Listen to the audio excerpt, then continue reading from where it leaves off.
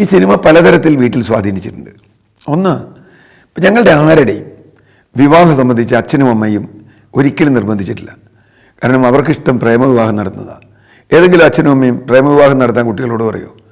ഇപ്പം പോലും അച്ഛനമ്മമാർക്ക് പേടിയാണ് വല്ലതും പെട്ടുപോയാലോ എന്ന്. എൻ്റെ അച്ഛനമ്മ അങ്ങനെയല്ല. നല്ല പെൺകുട്ടികളെ അല്ലെങ്കിൽ ആൺകുട്ടികളെ നിങ്ങൾ കണ്ടെത്തി നിങ്ങൾക്കിഷ്ടമുള്ള ആരാണെങ്കിലും അവർ വിവാഹം കഴിക്കുക. ഇത് അവർക്ക് കിട്ടിയത് അതിൽ ജാതിയില്ല, മതമില്ല, വർണ്ണമില്ല, വംശമില്ല ഈ സിനിമയെന്നാണ്. കാരണം പഴയ കാലത്തെ സിനിമ നോക്കൂ, എല്ലാവരും അങ്ങനെയല്ലേ പ്രേമിക്കുന്നത്. വർഗ, വംശ, വർണ്ണ, ജാതി വ്യത്യാസമൊക്കെ വെച്ചിട്ടാണ്. പക്ഷേ പ്രേമിച്ചവർ കല്യാണം കഴിക്കണം നിർബന്ധമാണ് നമ്മുടെ സിനിമയിൽ. അവർ കല്യാണം കഴിക്കുന്നതാണ് അവസാനം സിനിമയുടെ സക്സസ്. പ്രേമനസീർ ഷീല, എൻ്റെ ഭാര്യ കവിത എഴുതിയിട്ടുണ്ട്. പ്രേമനസീർ ഷീലയെ പ്രേമിച്ച കാരണം എൻ്റെ അമ്മ കുറിച്ച് എഴുതിയ കവിതയാണ്. അപ്പോൾ അത് അമ്മയുടെ ജീവിതത്തിൽ, അമ്മയുടെയും എൻ്റെ അച്ഛൻ്റെയും ഒക്കെ ജീവിതത്തിൽ, ഞങ്ങളുടെ ജീവിതത്തിൽ വലിയ സ്വാധീനിച്ചൊരു ഘടക. സിനിമയ്ക്ക് പോയിരിക്കണം.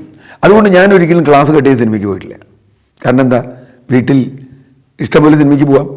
സിനിമയ്ക്ക് പോയി എന്ന് പറഞ്ഞാൽ ഒരു കുറ്റമേ അല്ല, അതൊരു നല്ല കാര്യമാണ്. അതുകൊണ്ട് രാത്രിയൊക്കെ യാത്രയ്ക്കിടയിലൊക്കെ 2 മണിക്കൂർ വീട്ടിൽ ഞാനൊരു സിനിമയ്ക്ക് കയറും. സിനിമയ്ക്ക് കയറുക എന്നുള്ളത് വലിയ ഇഷ്ടമുള്ളൊരു കാര്യമാണ്.